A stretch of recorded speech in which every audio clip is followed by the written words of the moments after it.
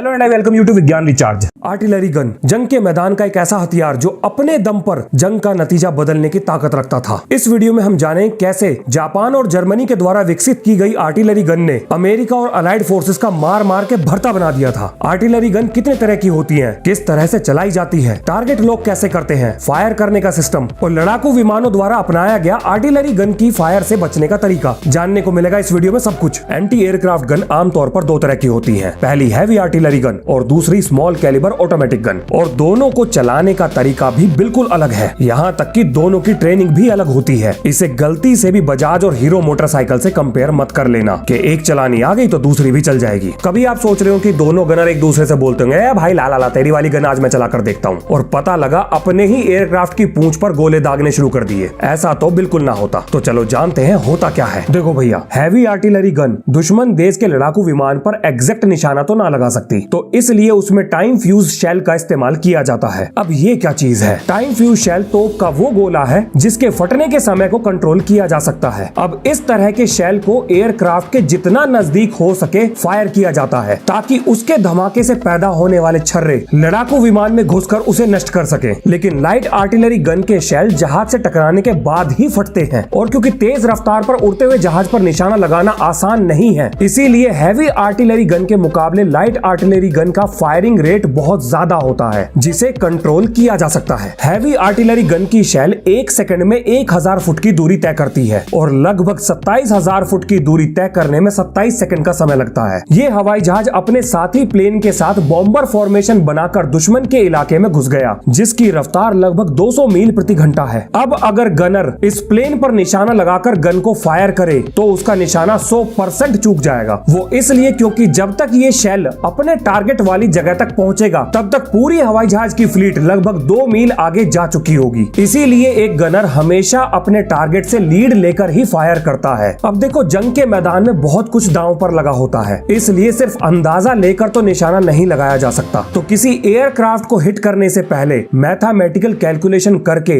Exact सही lead को calculate किया जाता है। आओ जानते हैं ये काम कैसे करते हैं। सबसे पहले दूरबीन जैसी ऑप्टिकल मशीन पर एयरक्राफ्ट का पता लगाकर उसे क्रॉस हेयर पर रखा जाता है ताकि उसके चाल चलन और हरकतों पर लगातार नजर बनाई रखी जा सके। क्या पता कब हवा में गुलाटी मार दे। जब वो एयरक्राफ्ट क्रॉस हेयर पर होता है तो उसकी एंगुलर हाइट और उसकी दिशा का सही अनुमान लगाया जाता है। इसी दौरान एक टेलीस्कोपिक रेंज फाइंडर जमीन से विमान की ऊंचाई का पता लगाता है। लेकिन मान लो दुश्मन देश है बड़ा चालाक और उसने खराब मौसम का फायदा उठाकर अपने हवाई जहाज भेज दिए, तो ऐसी स्थिति में तो ये चीजें काम ना करने वाली। तो तब हम इस्तेमाल करेंगे रेडार का। फिर ये सारी जानकारी रेडार की मदद से जुटाई जाएगी। अब चाहे आप ऑप्टिकल इंस्ट्रूमेंट का इस्तेमाल करें या रेडार का, दोनों ही स्थिति में ये सारी जानकारी तार की मदद से एक डायरेक्टर को भेजी जाती है जो सारी मैथमेटिकल कैलकुलेशन करके विमान से आगे निशाना लगाने की सही लीड पता करके गन को ऑटोमेटिकली सेट कर देता है। भाई साहब, अगर आप ये सारी जानकारी से सही लीड लेकर आर्टिलरी को फायर करके टारगेट को हिट करने के बारे में सोच रहे हो, तो जिस रफ्तार से ये ख्याल आपके दिमाग में आया उतनी ही तेजी से इसे निकाल दो, क्योंकि ऐसा तो ना होता। इसकी कोई गारंटी नहीं है कि अभी भी निशाना अपने टारगेट पर लग जाएगा। तो दिमाग में आता है एक सवाल, क्या ये प्लेन हिट किया जा सकता है या बस यूं ही हवा में हाथ पैर मारते रहेंगे? देखो, 100% तो किसी भी चीज की गारंटी नहीं है, लेकिन प्लेन को हिट करने की संभावना बढ़ाने के लिए किया जाता है बैटरीज का प्रयोग। अब इसे आप कार मोटरसाइकिल की बैटरी मत समझ लेना। एक से ज्यादा आर्टिलरी गन, कैनन या होवित्जर जब एक साथ मिलकर काम करती हैं तो उन्हें बैटरीज कहा जाता है। अब जब तक प्लेन रेंज में रहेगा, डायरेक्टर इस सेटिंग को एडजस्ट करके नए टारगेट पर लगातार फायर करता ही रहेगा। इस समय आप जो देख रहे हैं इसे ही कहते हैं बैटरीज के द्वारा कोऑर्डिनेशन में किया जा रहा फायरिंग डेमोन्स्ट्रेशन। अब जंग के मैदान में थोड़ी थोड़ी दूरी पर बहुत सारी बैटरीज इकट्ठी लगाई जाती हैं। मैं दोबारा बता रहा हूँ, बैटरीज का मतलब एक से ज्यादा